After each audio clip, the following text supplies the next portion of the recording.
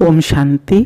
आज हम सुनेंगे मुरली क्यों याद नहीं रहती है, उसका कारण क्या है। हम रोज 4 पेज मुरली सुनते हैं लेकिन 4 पॉइंट भी याद नहीं रख सकते। ऐसा क्यों होता है? हम मुरली सुनते हैं, अंत में बहन जी पूछते हैं बाबा ने आज क्या कहा, 1-2 पॉइंट भी नहीं बोल पाते। अगर किसी ने 4-5 पॉइंट भी बोल दिया तो फिर 2-4 घंटे में वो भूल जाते हैं। मीठे बच्चे क्वेश्चन आंसर, धारणा, वरदान, स्लोगन याद नहीं रहता है। अगर किसी का भी याद रह जाता है तो फिर 1 दिन के बाद वो भूल जाते हैं। ऐसा क्यों होता है? जब हम स्टोरी सुनते हैं, फिल्म देखते हैं या सीरियल देखते हैं, किसी ने कुछ कहा है व किसी ने कुछ गाली दिया है, जिंदगी भर याद रखते हैं, उसको हम भूलते नहीं है। लेकिन मुरली को क्यों भूल जाते हैं? उसका मुख्य कारण क्या है?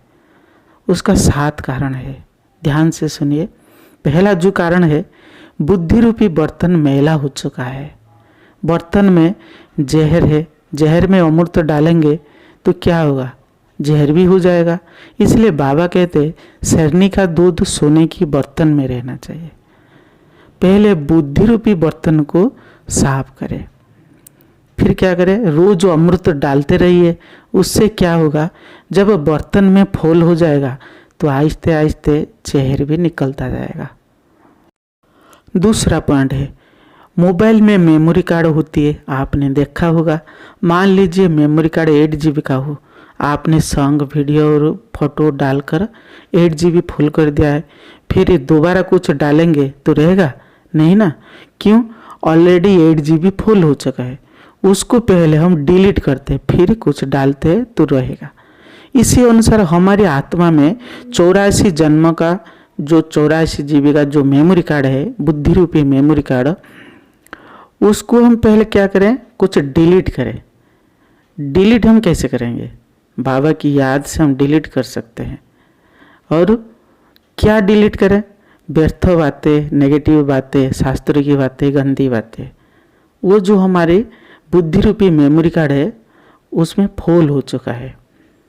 पहले उसको डिलीट करें, फिर उसके बाद ज्ञान, गुण, शक्ति सब आप भरपूर करें, तभी जाके रहेगा। तीसरा पॉइंट है, हमारी मन बुद्धि में वायरस घुस चुकी है। वो वायरस क्या है? काम, क्रोध, लोभ, मोह, अहंकार। उसको निकालना चाहिए। कैसे निकालेंगे? एंटीवायरस की जरूरत होती है।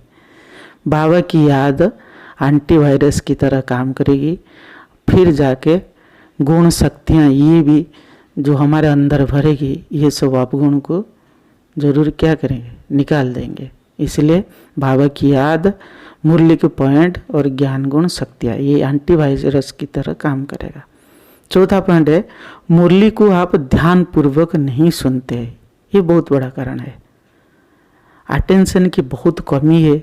बुद्धि इधर उधर भटकती है, नींद आती है, उबासी रहते हैं। बाबा कहते हैं गुटखा भी खाते हैं, झुटका भी खाते हैं। इसलिए मुरली सुनते समय अटेंशन देकर एकाग्रता पूर्वक हम मुरली सुने, प्यार से सुने। जैसे हम भोजन खाते हैं, प्यार से खाते हैं ना, मुरली भी एक भोजन है, प्यार से सुनना चाहिए। 5वां पॉइंट है, मुरली सुनने के बाद हम रिपीट नहीं करते हैं और विचार सागर मंथन नहीं करते, जिस कारण वो मुरली याद नहीं रहती है। बाबा कहते हैं गाय बकरी आप देखा होगा ना, खाने के बाद क्या करते हैं? वो चुबाते हैं। इसी अनुसार हमें भी रिपीट करना होगा, विचार सागर मंथन करना होगा। बाबा ने क्या कहा, क्यों कहा, कैसे हम कार्यों में लगाए, ये सब हम जरूर सोचना चाहिए। 6वां पॉइंट है, टीचर की हम डिसरिगार्ड करते हैं। स्वयं भगवान पढ़ा रहे हैं, यह हम भूल जाते हैं। हमारा मर्जी, जब चाहे जाकर बैठ जाते, फिर जब मन करे उठकर चले आते। ये भी टीचर की डिसरिगार्ड होता है। टीचर से हम वरदान, आशीर्वाद लेना चाहिए, तभी जाकर हमारा मुरली बुद्धि में याद रहेगा। 7वां पॉइंट है, मुरली सुनने का एक टाइम होता है, खास टाइम जो है सुबह सुबह का। मन फ्रेश रहता है, मन बुद्धि खाली रहती है। उसी समय अगर नहीं पढ़ते तो फिर हम कैसे याद रखेंगे? दिन भर बाबा कहते हैं सत्तु प्रधान, वो टाइम तो नहीं है, तमो प्रधान हो जाता है। सुबह का टाइम सत्तु प्रधान होता है, इसलिए हमें सुबह को चुनना चाहिए जब माइंड फ्रेश होता है और मन बुद्धि शांत रहती है। उसी समय आप मुरली सुने, तभी जाकर मुरली सब याद रहेगा। देखिए दुनिया में स्टूडेंट होती है, कितने सारे किताबें हैं वो सब याद रखती है। हम 4-5 पॉइंट याद नहीं रख सकते रोज, कोशिश करेंगे जरूर रहेगा। और कम से कम 1 पॉइंट याद रखें, किसी का याद नहीं रहता है, 1 पॉइंट याद रखें, उसको बढ़ाते जाए। आज 1 पॉइंट, कल फिर हम 2 पॉइंट, और 1 हफ्ते के बाद फिर 2-3 पॉइंट याद रख पाएंगे। अगर ऐसे नहीं करेंगे, अभ्यास नहीं करेंगे, जोर नहीं देंगे, तो फिर मुरली याद नहीं रहेगा। ऐसे हम सुनते रहेंगे, फिर भूलते जाएंगे। मीठे प्यारे भाई बहन, अगर मुरली के बारे में ज़्यादा जानना चाहते हैं, कैसे हम और सुंदर तरीक़ा से समझ सकें और कैसे हम मुरली को याद रख सकें, ज़िंदगी में बाबा कहते ज्ञान स्वरूप होकर कैसे हम रहें, मुरली को हम कैसे कार्यों में लगाए, सुनना चाहते हैं, कमेंट बॉक्स में लिखिए। अरे प्यारे बाबा, मीठे बाबा, भोले बाबा कहकर बाप दादा को कमेंट करके लिखें। बाप दादा को थैंक यू दीजिए। ओम शांति।